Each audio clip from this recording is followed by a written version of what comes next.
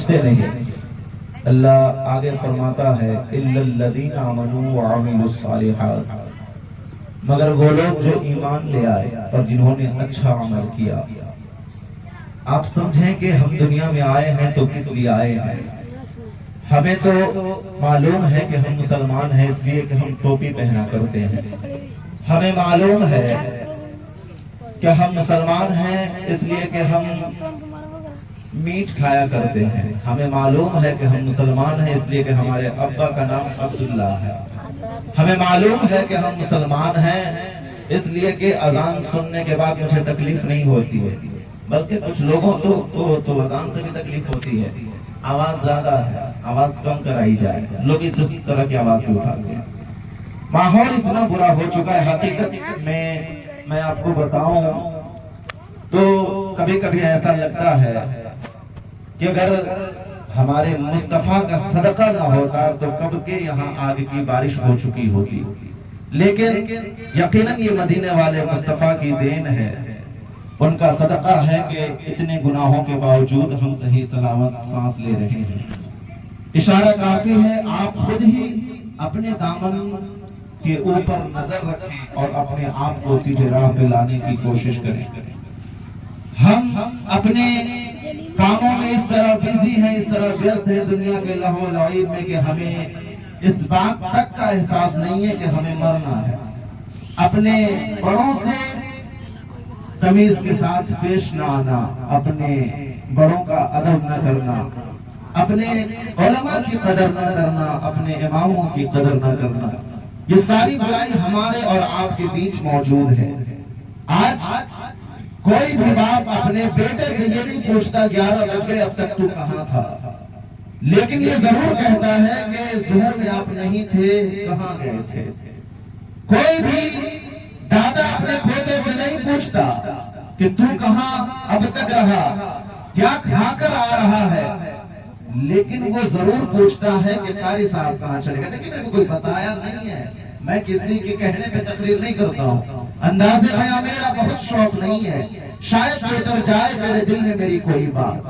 ہم اپنی کمی کو نہیں دیکھتے اور دوسرے کی کمی کو دیکھتے، اور دوسرے کی کمی کو دیکھتے دیکھتے کبھی ہم یہ بھی بھول جاتے ہیں کہ جن کے اوپر ہم کمی نکال رہے ہیں ان کا مقام کتنا بلند ہے، ہم ان چیزوں کو بھی بھول جاتے ہیں۔ آپ غور فرمائیں، آج وہ بھی امام پر انگلی اٹھاتا ہے جسے صحیح سے استنجا کرنے کا شعور تک پتا نہیں ہے، آج وہ بھی امام کے اوپر بھونکتا ہے جس کے تعلقات اس کے باپ کے ساتھ صحیح نہیں ہے۔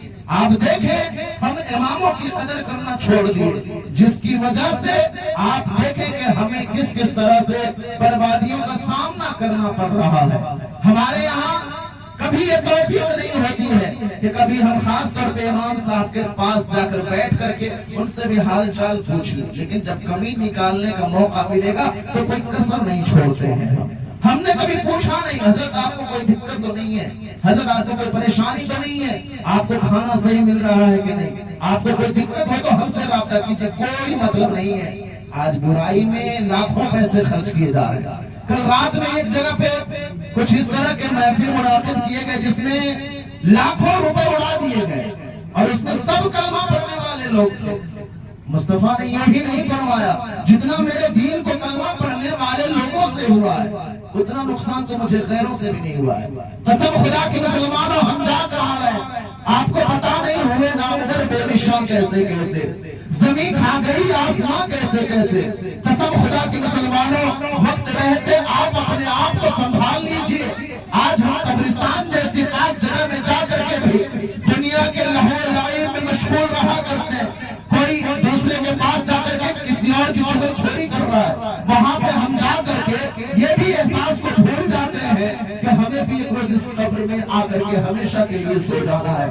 آپ غور فرمائیں، ہر روز ہر آئے دن ایک نہ ایک جنازے کو ہم کاندھا لگا رہے ہیں، ہم قبرستان جا رہے ہیں، پھر بھی ہمیں احساس نہیں ہے کہ ہمیں مرنا ہے، ہمیں انتقال کرنا ہے، اور ہم دنیا کے لہو لعب میں بالکل گم ہیں۔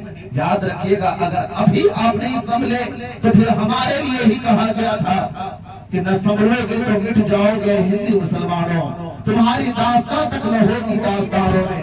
ہم جا کہاں رہے ہیں، ہمیں جانا کہاں چاہیے، ان باتوں کا آپ خیال رکھیے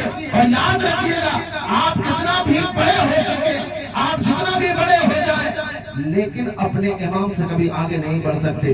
امام سے آگے ایک ہی چیز ہوتا ہے اور وہ ایسی چیز ہے جس میں کوئی جان نہیں بلکہ جنازہ ہوا کرتا ہے, اس میں کوئی جان نہیں ہوتی ہے. آپ غور فرمائیں. اور ہم جب اپنے لوگوں کی قدر نہیں کرتے تو غیر بھی تانا مارتے ہیں. آج غیر ہمیں مٹانے کی کوشش کر رہے ہیں. آئے دن کبھی مسجد کے نام پر, کبھی مدرسے کے نام پر, کبھی مہمان مصطفیٰ کو ٹارگٹ کیا جا رہا ہے, کبھی غلامان مصطفیٰ کو, کبھی نائبین مصطفیٰ کو ٹارگٹ کیا جا رہا ہے. اس کے پیچھے وجہ کیا ہے؟ اگر آپ وجہ دیکھیں گے تو آپ کو پتا چلے گا کمی ہمارے اندر ہی ہے.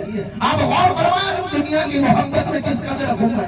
ایک صحابیہ تھی, جنگ سے لوگ واپس ہو رہے تھے, وہ قریب دوڑ کر کے بولتی ہے کہ میرے حضور کیسے ہیں. واپس ہو رہے صحابہ فرماتے ہیں کہ تمہارا شوہر جو جنگ میں گیا تھا وہ شہید ہو گیا.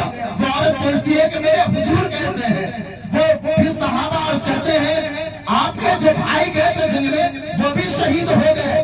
وہ عورت پھر کہتی ہے میرے حضور کیسے ہیں. پھر سے جواب ملتا ہے آپ کا جو بیٹا جنگ میں گیا تھا وہ بھی انتقال ہو چکا ہے, وہ بھی شہید ہو گیا ہے. وہ عورت کہتی ہے میرے حضور کیسے ہیں. سامنے والے صحابی نے کہا بڑی عجیب معلوم ہوتی ہے, اس کا باپ, اس کا بھائی مر گیا, اس کا بیٹا مر گیا, اس کا شوہر بھی شہید ہو گیا, اس کو اپنے شوہر, اپنے بیٹے اور اپنے بھائی کی فکر نہیں ہے, صرف حضور کے بارے میں پوچھی جا رہی ہے. وہ عورت کہتی ہے بیوقوف میں نہیں بلکہ بیوقوف تم ہو, بلکہ تمہیں پتا ہونا چاہیے کہ بھلے ہی میرا بھائی ختم ہو جائے مجھے اس سے کوئی مطلب نہیں, میرا بھلے ہی شوہر ختم ہو جائے کوئی شکوہ نہیں ہے. تمہیں معلوم ہونا چاہیے اگر حضور صحیح ہے تو پھر زندگی زندہ ہے. سبحان اللہ. اگر حضور صحیح ہے تو زندگی زندہ ہے. کسی کے مرنے سے مجھے کوئی غم نہیں ہے, بتا میرے حضور کیسے ہیں. کبھی ہم ان باتوں کا خیال رکھتے ہیں, کبھی ہم ان باتوں پہ غور کرتے ہیں, کبھی غور نہیں کرتے. اور آئے دن ہمیں ٹارگٹ کیا جا رہا ہے, ہم اسے سمجھیں گے نہیں. محفل ہوگی تو لوگ اپنے ٹائم سے آئیں گے, ورنہ جو دعوت دینے جاتے ہیں وہ کہتے ہیں کہ آپ کو ہمارے یہاں کل 10 بجے کی دعوت ہے, سمے بتاتے ہیں, لیکن ہم اپنے ٹائم سے جائیں گے. ہم تو صرف کھانے کے لیے دنیا میں آئے ہیں. مسلمان ہے اسی میں برباد ہے, صرف کمانا اور کھانا. اپنے آخرت کی فکر کسی کے اندر نہیں ہے.